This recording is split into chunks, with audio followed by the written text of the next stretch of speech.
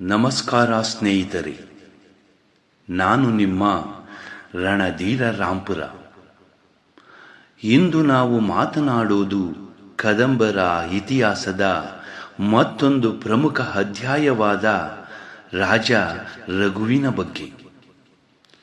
ಭಗೀರಥನ ನಂತರ ಕದಂಬ ಸಾಮ್ರಾಜ್ಯದ ಪಟ್ಟವನ್ನು ಅಲಂಕರಿಸಿದವರು ರಾಜ ರಘು.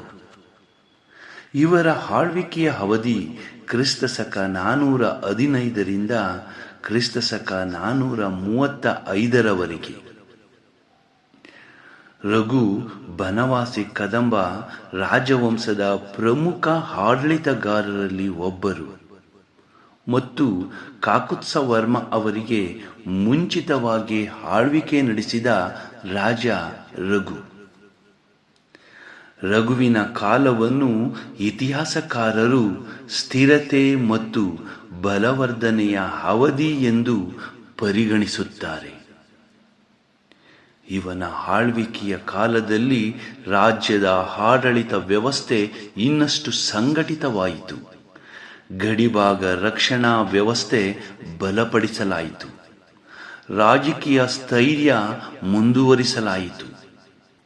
ರಘುವಿನ ಕಾಲದಲ್ಲಿ ಕದಂಬ ಸಾಮ್ರಾಜ್ಯ ಕುಸಿತಕ್ಕೊಳಗಾಗದೆ ಇನ್ನಷ್ಟು ದೃಢವಾದ ನೆಲೆಯನ್ನು ಪಡೆದುಕೊಂಡಿತ್ತು.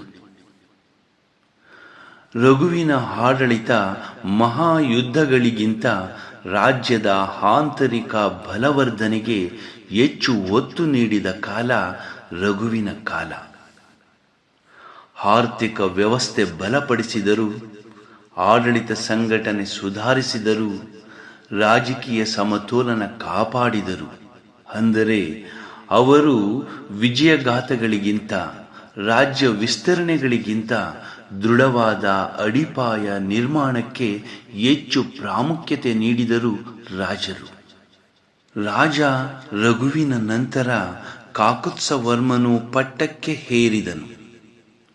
ಇವನ ಆಳ್ವಿಕೆಯ ಅವಧಿ ಕ್ರಿಸ್ತಶಕ 435ರಿಂದ ಕ್ರಿಸ್ತಶಕ 455ರವರೆಗೆ.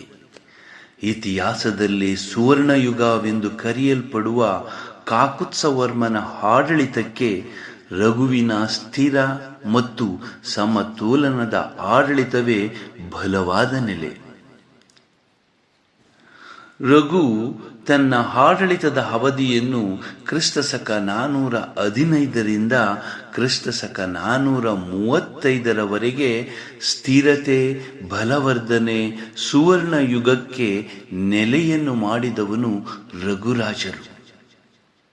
ಸ್ನೇಹಿತರೆ, ಇತಿಹಾಸದಲ್ಲಿ ಕೆಲವರು ವಿಜಯಗಳಿಂದ ಪ್ರಸಿದ್ಧರಾಗುತ್ತಾರೆ, ಆದರೆ ಕೆಲವರು ಸ್ಥಿರತೆಯಿಂದ ಸಾಮ್ರಾಜ್ಯ ಉಳಿಸಿದ ಮಹಾನಾಯಕರು ಆಗಿರುತ್ತಾರೆ. ರಘು ಅಂತಹ ರಾಜರಲ್ಲಿ ಒಬ್ಬರು. ಈ ವಿಡಿಯೋ ನಿಮಗೆ ಇಷ್ಟವಾದರೆ ಲೈಕ್ ಮಾಡಿ, ನಿಮ್ಮ ಅಭಿಪ್ರಾಯಗಳನ್ನು ಕಾಮೆಂಟ್ನಲ್ಲಿ ತಿಳಿಸಿ. ಇತಿಹಾಸದ ಇನ್ನಷ್ಟು ರೋಚಕ ಅಧ್ಯಾಯಗಳಿಗಾಗಿ ಸಬ್ಸ್ಕ್ರೈಬ್ ಮಾಡಿ. ಮತ್ತೊಮ್ಮೆ ಭೇಟಿಯಾಗೋಣ. ನಾನು ನಿಮ್ಮ ರಣಧೀರ ರಾಂಪುರ.